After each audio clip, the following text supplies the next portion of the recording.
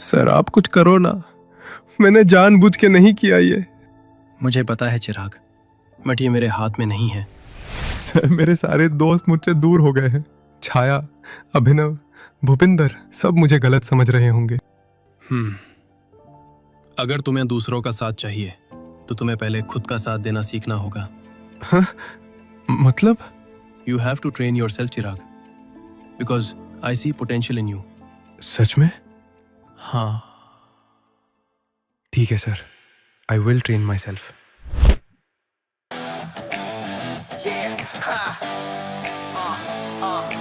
Physics का शोर हूँ मैं, बायो का शोर हूँ, शेर हूँ मैं बेटे, आज समय को मैं मोड़ दूँ। लैब में मैं बैठा सारे केमिकल्स जोड़ दूँ। मेरा नाम है चिराग, आजा तुझे पीछे छोड़ दूँ। अब होगा असली कमबैक।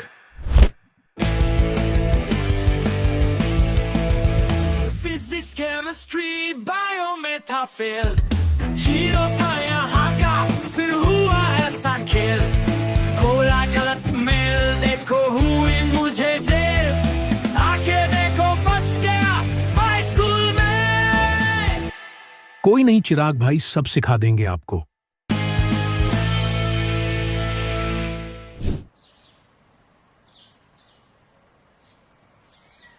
के हाल से बालको? मैंने सुना मन ने घना याद करे से तुम लोग, इसलिए आ गया मैं तुम्हें फिर से फिजिक्स पढ़ाने। कौन फैला रहा है ये फेक न्यूज़? क्या सर वो कह रहा है बहुत याद आ रही थी। तो बालको आज हम बात करेंगे स्फेरिकल मिरर्स की। तो कौन मुझे डिफरेंस बताएगा कॉन्वेक्स एंड कॉन्केव मिरर्स में? सर,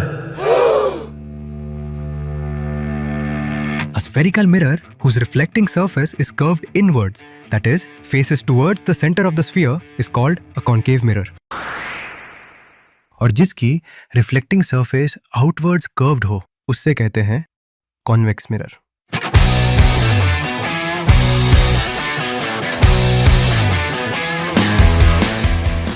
क्या बवाल एंट्री मारी है चिराग भाई। क्या बात रे चिराग, तू कब से पढ़ने लगा? सर जब से सस्पेंड हुआ तब से पढ़ाई करने लगा। सही है, फिर तो जा बैठ जा सीट पे। क्या बात है भाई, सही सरप्राइज कर दिया तूने। बस भाई अब तो सरप्राइज ही मिलेंगे, आदत डाल इन लो। लोगों की बातें तो चलती रहेंगी, हम तब तक स्फेरिकल मिरर्स को जरा समझते हैं। ये स्फेरिकल मिरर्स स्फीयर का ही एक पार्ट होते हैं। इस स्फीयर का एक सेंटर होता है जिसे सेंटर ऑफ कर्वेचर कहते हैं और सी से रिप्रेजेंट करते हैं। ध्यान रहे, ये मिरर का पार्ट नहीं होता। कॉन्केव मिरर में ये सी होता है रिफ्लेक्टिंग सरफेस के सामने और कॉन्वेक्स में पीछे। और जिस स्फीयर का ये पार्ट होता है उसका रेडियस होता है, रेडियस ऑफ कर्वेचर, जिसे हम आर से रिप्रेजेंट करते हैं। मिरर के रिफ्लेक्टिंग सरफेस का एक सेंटर होता है जिसे पोल कहते हैं और पी से रिप्रेजेंट करते हैं। पोल और सेंटर के बीच का डिस्टेंस बराबर होता है रेडियस ऑफ कर्वेचर आर के। और एक लाइन जो इन दोनों पी और सी से जाती है उसे कहते हैं प्रिंसिपल एक्सिस। बालको अब हम करेंगे एक एक्सपेरिमेंट। इसके लिए हमें जाना पड़ेगा धूप में। सनस्क्रीन लगा लेता हूँ, टैनिंग हो जाएगी। बनाओगे तन्ने अभी इन्फ्लुएंसर, चल चुपचाप ग्राउंड में। अच्छा रे बालको, सुन लियो ध्यान से। आज हम देखेंगे कि कॉन्केव मिरर धूप का क्या कांड करता है। चलो पहले मैं करता हूँ फिर तुम लोग करना। सबसे पहले मिरर को हाथ में पकड़ के इसकी रिफ्लेक्टिंग साइड सूरज की तरफ कर दो। फिर जितनी लाइट रिफ्लेक्ट हो रही है ना उसे एक पेपर पे गिराओ। पेपर को मिरर के बिल्कुल पास रखो, फिर धीरे धीरे पीछे सरकाओ। जब एकदम तेज छोटा सा ब्राइट पॉइंट मिले ना, बस वही हमारा फोकस होता है। उस जगह को होल्ड कर लो। सर पेपर काला हो रहा है। हाँ रे, ये कॉन्केव मिरर एक ही जगह सारी सूरज की रेस जमा कर देता है, इसीलिए पेपर गर्म होकर काला होने लग रहा है। इसे बोलते हैं फोकस, समझे? चलो सर ने तो समझा दिया, अब मेरी बारी। जो छोटा ब्राइट स्पॉट आपको पेपर पर दिख रहा है वो एक्चुअली सूरज की इमेज होती है। इसी पॉइंट को हम कहते हैं फोकस। कॉन्केव मिरर सनलाइट को एक जगह कॉन्सेंट्रेट करता है। इसी हीट के कारण पेपर जलने लगता है। मिरर से इस ब्राइट स्पॉट का डिस्टेंस होता है फोकल लेंथ एफ। रे डायग्राम में देखो, जब पैरेलल रेज कॉन्केव मिरर्स पर गिरती है वो रिफ्लेक्ट होकर एक ही पॉइंट पर मिलती हैं। यही होता है principal focus F. Convex mirror में रेज मिलती नहीं, रिफ्लेक्ट होने के बाद वो पीछे एक पॉइंट से आती हुई लगती हैं। ये भी उनका फोकस होता है, लेकिन वर्चुअल। पोल से फोकस एफ तक का डिस्टेंस होता है फोकल लेंथ। और एक इंपॉर्टेंट बात, स्फेरिकल मिरर्स के लिए R is equal to 2F, यानी रेडियस ऑफ कर्वेचर डबल होता है फोकल लेंथ का। सर, हमें सेज को खाली करना होगा फॉर इन्वेस्टिगेशन। ठीक है, do whatever you want, but I want Sage safe. Okay, sir. और हाँ, उस लॉन्ड्री रूम में जो गैस सिलेंडर मिला था, उसकी कोई report I? No, sir. It's still in process. Hello, Enigmas. Today I have a good news for you. कल तुम सबको आउट पास दिया जाएगा 9 AM से 6 PM तक। इस टाइम में तुम आजाद हो। बालको, तो कहाँ जाओगे फिर घूमने? सर मैं तो रूम में बैठ के सिलेबस कंप्लीट करूंगा अपना। चल झुट्टा। क्या बात है, घनी अकल आ गई तेरे में। चलो भाई, मैं तो हो गया रेडी। रुक जा भाई, क्रीम तो लगाने दे। अबे कछुए की शक्ल वाले, कब से क्रीम लगाने लगे? अरे भाई इधर आओ, ये देखो मैजिकल मिरर, इसमें मेरा फेस कितना बड़ा दिख रहा है यार। अरे नहीं भाई, मैजिकल मिरर नहीं, ये है कॉनकेव मिरर। कॉनकेव मिरर की खासियत ये है कि इमेज का साइज, पोजीशन और नेचर सब डिपेंड करता है ऑब्जेक्ट की पोजीशन पर, पोल P, फोकस F और सेंटर C के रिस्पेक्ट में। एक से दो एग्जाम्पल से समझते हैं। अगर हमारा ऑब्जेक्ट यानी चिराग C के बाहर खड़ा हो तो कॉनकेव मिरर में इमेज C और F के बीच बनती है और वो होती है रियल और इन्वर्टेड, और साइज छोटी, बिल्कुल पॉकेट वर्जन जैसा, इसलिए हमें मिलता है मिनी चिराग। दूसरा केस लेते हैं जब ऑब्जेक्ट बिल्कुल C पर खड़ा होता है।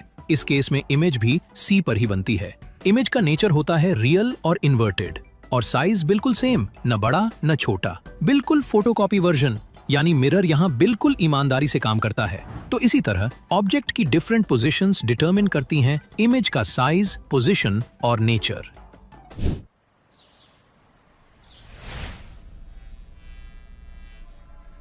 भाई ये एस्केप रूम नहीं, हॉन्टेड रूम लग रहा है। Attention agents, you have 2 hours to escape this facility and prevent the apocalypse. To escape, you have to find 3 keys and your time starts now. Let's go. तो चलिए शुरू करते हैं। तो किसी के पास कोई आइडिया है? हाँ, मेरे पास एक ब्रिलियंट आइडिया है। क्या? बता। वो देख, चेस। हाँ हाँ, तो खेलते हैं ना। मैं रानी से खेलूंगा, तू राजा से खेलियो।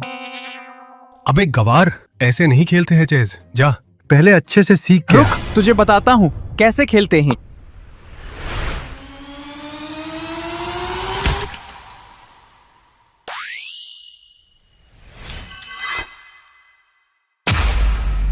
हाँ, देखा, मैंने कहा था ना, चाबी इसी में है। हट। अरे पहली की इस बॉक्स में लगेगी। To locate the escape key, look where the world appears small yet more is seen. भाई कॉन्वेक्स मिरर की बात हो रही है। अब वो कहाँ मिलेगा यार यहाँ? उधर देख। लेकिन भाई वो तो स्कूटर है। अबे गधे, स्कूटर के रियर व्यू मिरर्स में कॉन्वेक्स मिरर ही होता है। चिराग भाई की पढ़ाई काम तो आ रही है। कॉन्वेक्स मिरर के इमेज फॉर्मेशन को यूजुअली 2 सिचुएशंस में स्टडी करते हैं। पहला, जब ऑब्जेक्ट इन्फिनिटी पर हो। इस सिचुएशन में लगभग पैरेलल रेज कॉन्वेक्स मिरर पर गिरती हैं और मिरर रेज को रिफ्लेक्ट करके ऐसा बनाता है जैसे वो एक सिंगल पॉइंट से आ रही हो। ये पॉइंट होता है फोकस के पास और इमेज होती है वर्चुअल, इरेक्ट और डिमिनिश्ड। जब ऑब्जेक्ट थोड़ा पास हो, फिर भी कॉन्वेक्स मिरर वर्चुअल, इरेक्ट और डिमिनिश्ड इमेज बनाता है। यही उसका डिफॉल्ट सेटिंग होता है। अब अगली चाबी कहाँ मिलेगी? ये लो भाई, एक और चाबी मिल गई। भूपिंदर, फैन ऑन कर जरा।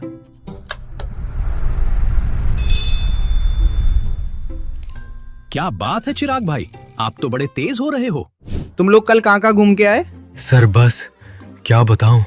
इस बात से मुझे कोई मतलब नहीं है। चलो आगे का पढ़ते हैं। मैं तुम्हें एक क्वेश्चन देता हूँ, उसे सॉल्व करो। A convex mirror used for rear view on an automobile has a radius of curvature of 3 meters. If a bus is located at 5 meters from this mirror, find the position, nature and size of the image. अरे sir, काफी आगे निकल गए आप तो। तभी मेरी जरूरत पड़ती है बच्चों को। ऐसे क्वेश्चन सॉल्व करने के लिए एक फॉर्मूला बताता हूँ। 1/v + 1/u = 1/f। इसमें v का मतलब है इमेज डिस्टेंस, मतलब पोल से इमेज की दूरी। u का मतलब है ऑब्जेक्ट डिस्टेंस, मतलब पोल से ऑब्जेक्ट की दूरी। और f का मतलब है फोकल लेंथ। फिर आता है मैग्निफिकेशन, मतलब इमेज असली ऑब्जेक्ट के कंपैरिजन में कितनी बड़ी या छोटी बन रही है। इसे हम m से रिप्रेजेंट करते हैं। अगर ऑब्जेक्ट की हाइट h है और इमेज की हाइट h' है तो फॉर्मूला होता है m = h' upon h। लेकिन एक और इम्पोर्टेंट रिलेशन होता है, इमेज डिस्टेंस और ऑब्जेक्ट डिस्टेंस के साथ। अगर ऑब्जेक्ट डिस्टेंस u है और इमेज डिस्टेंस v है तो मैग्निफिकेशन को हम ऐसे भी लिख सकते हैं m equal to minus v upon you.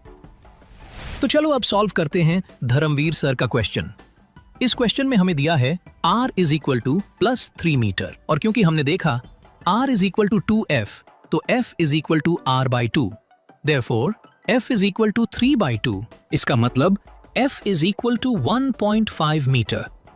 अब u is equal to minus 5 metre, minus इसलिए क्योंकि न्यू कार्टेशियन साइन कन्वेंशन के हिसाब से जो दूरी ओरिजिन के राइट में मापी जाती है उन्हें पॉजिटिव लिया जाता है और लेफ्ट वाले को नेगेटिव। फॉर्मूला का यूज करके हम लिख सकते हैं 1 by v plus 1 by u is equal to 1 by f को हम 1 by f minus 1 by u is equal to 1 by v लिख सकते हैं। अब करते हैं values put. 1 by 1.5 minus minus 1 by 5 is equal to 1 by v. 2 by 3 plus 1 by 5 is equal to 1 by v. 10 by 15 plus 3 by 15 is equal to 1 by v. 13 by 15 is equal to 1 by v. Now, v is equal to 15 by 13, which is equal to 1.15 meter. अब निकालते हैं m, यानी magnification की value. हमें पता है m is equal to minus v by u. Therefore, m is equal to minus 1.15 by minus 5 is equal to plus 0.23. तो इसी तरह से हम कोई भी क्वेश्चन सॉल्व कर सकते हैं। पंछी बनूं उड़ता फिरूं मस्त लगन में। क्या हाल है सर जी? आज तो आउटपास पे गए थे हम, एस्केप रूम में मस्त सॉल्व कर दिया मैंने सब। कैसे? आपको तो पता ही है कितना स्मार्ट हूं मैं। नहीं, मैं पूछ रहा हूँ कैसे आना हुआ। सर, आप उस दिन मीरा शर्मा के बारे में बता रहे थे, बता दो please please please. Meera Sharma एक बहुत ही काबिल स्पाई और सेज की एल्यूमिनाई थी। उसे और कैप्टन हॉक को साथ में एक टॉप सीक्रेट मिशन पर भेजा गया था। बस इससे ज्यादा मैं तुम्हें कुछ नहीं बता सकता। सही टाइम आने पे खुद पता चल जाएगा। कितने बजे होगा सही टाइम? अभी वापस चले जाओ वरना तुम्हारा गलत टाइम करवा दूंगा। चिराग भाई का तो गलत टाइम तभी स्टार्ट हो गया था जब चिराग भाई ने अपने कदम सेज की दहलीज पे रखे थे।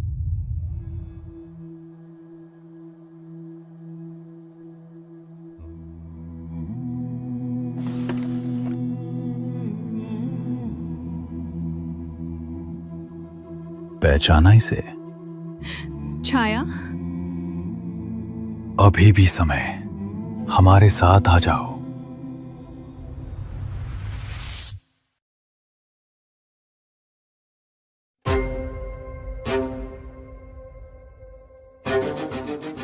क्या रिपोर्ट है? नथिंग सर, कुछ नहीं मिला। ये कैसे हो सकता है? बट सर, उस गैस सिलेंडर की फोरेंसिक रिपोर्ट आ गई है। दिखाओ मुझे।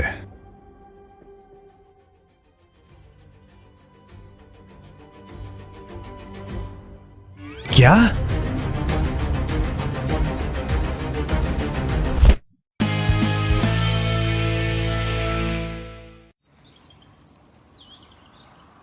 एक 101, 102, 103। हाँ, सोने देना भाई, क्या बड़बड़ा रहा है? एक टाइम था जब सब चिराग भाई को उठाते थे, पर अब देखो ऊनो रिवर्स कर दिया चिराग भाई ने तो। अरे आजा भूपिंदर भाई, तू भी। दोनों भाई साथ में पुशअप्स करेंगे।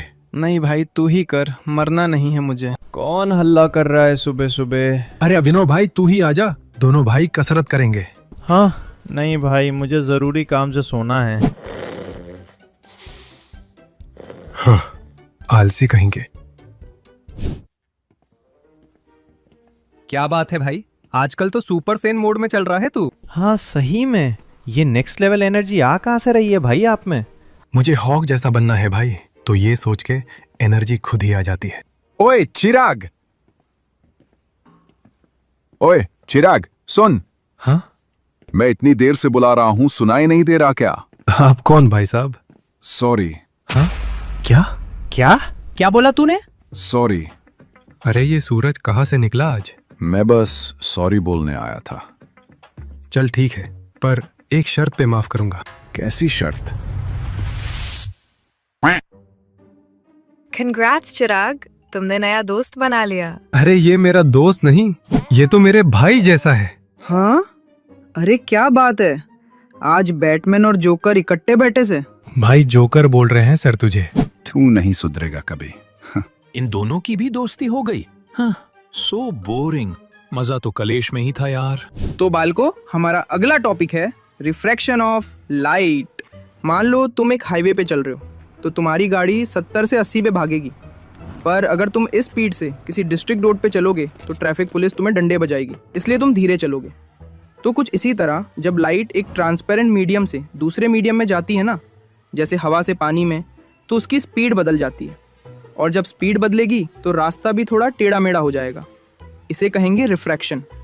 इसीलिए पानी में रखी पेंसिल टेढ़ी दिखती है और ग्लास स्लैब से लेटर्स भी ऊपर उठते दिखते हैं। वाह सर, क्या समझाया है। अब हम एक इंपॉर्टेंट चीज समझते हैं, रिफ्रैक्टिव इंडेक्स। सर जी ने बताया कि जब लाइट एक मीडियम से दूसरे मीडियम में जाती है तो उसकी डायरेक्शन बदलती है। ये डायरेक्शन कितना बदलती है, इसको हम नंबर्स में एक्सप्रेस करते हैं रिफ्रैक्टिव इंडेक्स से। लाइट की स्पीड हर मीडियम में सेम नहीं होती। वैक्यूम में सबसे ज्यादा 3 × 10⁸ मीटर पर सेकेंड, एयर में थोड़ी सी कम, और वाटर या ग्लास जैसे मीडियम्स में काफी कम हो जाती है। अगर हम लाइट को मीडियम 1 से मीडियम 2 में भेजते हैं और V1 लाइट की स्पीड है मीडियम 1 में और V2 स्पीड है मीडियम 2 में, तो refractive index of medium 2 with respect to medium 1 होता है N21 = V1 divided by V2। Simple words में। अब एक और इंपॉर्टेंट टर्म समझते हैं, ऑप्टिकल डेंसिटी। जब हम रेयरर मीडियम या डेंसर मीडियम बोलते हैं तो हम एक्चुअली ऑप्टिकली रेयरर और ऑप्टिकली डेंसर की बात कर रहे होते हैं। कौन सा मीडियम ऑप्टिकली डेंसर है? सिंपल, जिसका रिफ्रैक्टिव इंडेक्स ज्यादा होगा वो ऑप्टिकली डेंसर होगा, जिसका रिफ्रैक्टिव इंडेक्स कम होगा वो ऑप्टिकली रेयरर होगा। इसीलिए जब लाइट रेयरर मीडियम से डेंसर मीडियम में जाती है तो वो स्लो होती है और नॉर्मल की तरफ बेंड करती है, और जब लाइट डेंसर मीडियम से रेयरर मीडियम में जाती है तो वो फास्ट हो जाती है और नॉर्मल से दूर बेंड करती है। यही पूरा फंडा है रिफ्रैक्शन का। स्पीड बदली, डायरेक्शन बदला। Good morning enigmas. आज मैं तुम्हें एक ऐसे टास्क के बारे में बताने आया हूं जो स्पाई की ट्रेनिंग का बहुत इंपॉर्टेंट पार्ट है। सारे टास्क को ऐसे ही बोलता है ये तो। Shut up and listen carefully. So, the name of this mission is Operation Lens Lock. Says की प्रेमिसेस में 5 बहुत बड़े टावर्स हैं, जिसे हम स्पाई टावर्स के नाम से जानते हैं। In this task, you'll be given a pair of binoculars, and you'll have to identify 10 dummy enemies spread across Sage campus. अगर तुम दिए हुए टाइम में आइडेंटिफाई कर लेते हो, then you've successfully completed Operation Lens Lock. Binoculars क्या होते हैं भाई? अबे गधे, सर के हाथ में देख। अच्छा, दूरबीन। हाँ भूपेंद्र भाई, और दूरबीन में यूज होते हैं कॉन्वेक्स लेंस।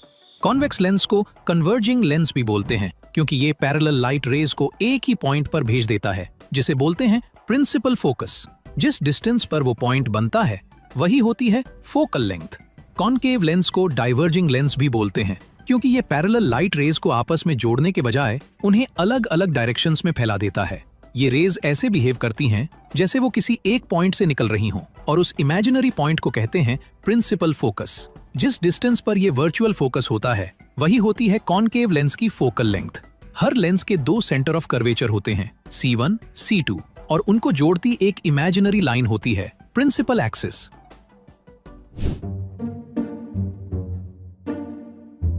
Commandos ready. आज हमारा पहला ऑफिशियल स्पाई मिशन है। भाई वो तो ठीक है, पर पहले मेरा चश्मा देना, नीचे गिरा होगा। नहीं तो भाई, यहाँ तो कुछ नहीं है। कहाँ गया भाई? अभी तो गिरा है। छोड़ भाई, में से भी बहुत पुराने हो गए थे।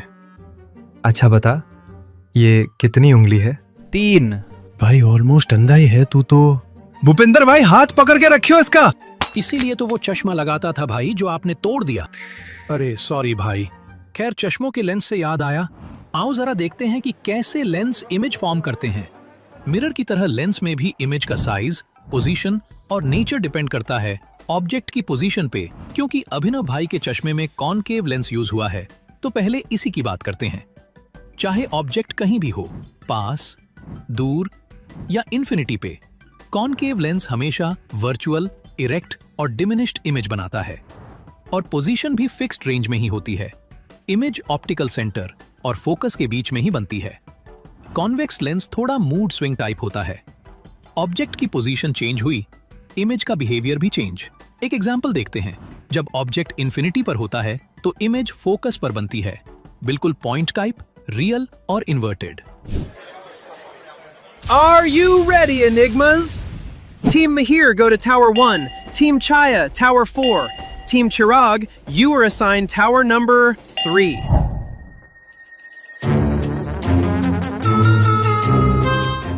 भाई, इसका टॉप फ्लोर कहाँ है? भाई बहुत ऊपर है ये तो। सर जी, लिफ्ट का रास्ता कहाँ से है? ये तुम्हारे घर के पीछे का मॉल नहीं है जो लिफ्ट में बैठ के जाओगे।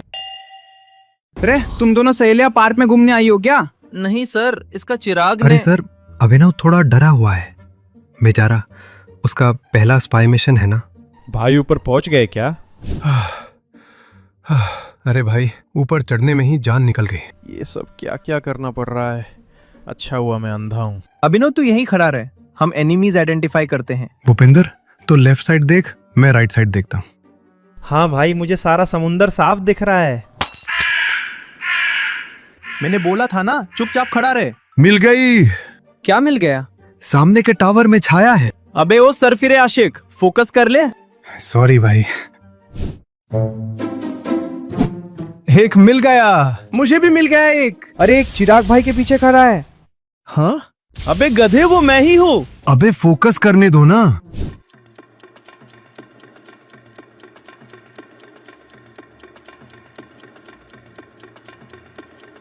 एक और मिला, नॉर्थ गेट, सेज। मुझे भी 30 डिग्री वेस्ट। Found one. मिल गया। We're done. भाई जल्दी करो, बस एक बचा है और सिर्फ 10 सेकंड है। मिल गया। Well done, Enigmas! I hope all of you have given more than your 100%. The results will be announced in the evening. You can go back to your respective room. अगर हारे तो तेरी वजह से हारेंगे। ध्यान तो तेरा कहीं और था। तेरा तो पूरा ध्यान था। तूने कौन सा कुछ उखाड़ लिया? हाँ? अंधा है क्या? देख के नहीं चल सकता? सर, इसे कुछ दिख नहीं रहा। सुबह इसका चश्मा खो गया था। तुम तीनों मेरी ऊपर की टिकट कटवाओगे किसी दिन। पावर क्या से तेरे लेंस की? सर, बिल्कुल पावर नहीं थी। मेरे पैर रखते ही टूट गई।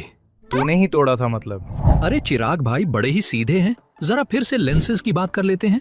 देखो, जैसे स्फेरिकल मिरर्स के लिए फॉर्मूला होता है, वैसे ही स्फेरिकल लेंसेज के लिए भी एक यूनिवर्सल फॉर्मूला होता है। 1/v - 1/u is equal to 1/f।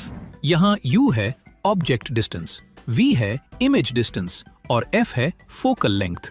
ये फॉर्मूला हर सिचुएशन में वैलिड होता है, बस साइन कन्वेंशन का ध्यान रखना होता है। फिर आता है मैग्निफिकेशन। बिल्कुल स्फेरिकल मिरर्स की तरह लेंस के केस में भी मैग्निफिकेशन का मतलब होता है इमेज का साइज ऑब्जेक्ट के साइज के कंपैरिजन में कितना है। इसे हम लेटर m से डिनोट करते हैं। अगर ऑब्जेक्ट की हाइट h है और लेंस के बाद बनी इमेज की हाइट h' है, तो मैग्निफिकेशन डायरेक्टली होता है m equal to height of image upon height of object. Magnification सिर्फ हाइट से ही नहीं, डिस्टेंस से भी कनेक्टेड होता है। लेंस के लिए एक और इंपॉर्टेंट रिलेशन याद रखो, m equal to v upon u। यहाँ v है इमेज डिस्टेंस, u है ऑब्जेक्ट डिस्टेंस। मतलब ऑब्जेक्ट जितना पास या दूर रखा, इमेज जितनी पास या दूर बनी, लेंस का मैग्निफिकेशन भी उसी हिसाब से डिसाइड होता है। अब आते हैं पावर पर, जो धर्मवीर सर पूछ रहे थे। लेंस की पावर P का फॉर्मूला होता है P इक्वल टू 1/f। यहाँ f का मतलब है फोकल लेंथ। पावर की SI यूनिट डायोप्टर होती है। अगर f इक्वल टू 1 मीटर तो P इक्वल टू 1 डायोप्टर। अगर f इक्वल टू 2 मीटर तो P इक्वल टू 1/2 डायोप्टर। अगर लेंस कॉन्वेक्स है तो पावर पॉजिटिव होगी और अगर कॉनकेव है तो नेगेटिव। सॉरी भाई, मुझे लगा तू मुझे मारेगा। अरे नहीं भाई, मेरे पास एक एक्स्ट्रा चश्मा है। तो तूने निकाला क्यों नहीं? क्योंकि मुझे याद ही नहीं है वो चश्मा रखा कहाँ है। ये ले अंधे, मेरे बैग में डाल दिया था तूने।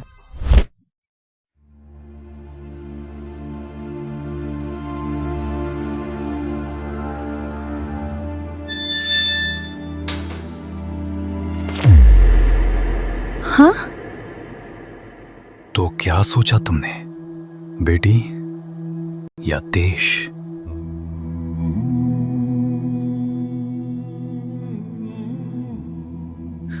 सर, सर, अब तो मैंने सब बता दिया, अब तो मुझे जाने दो। जाने दो इसे।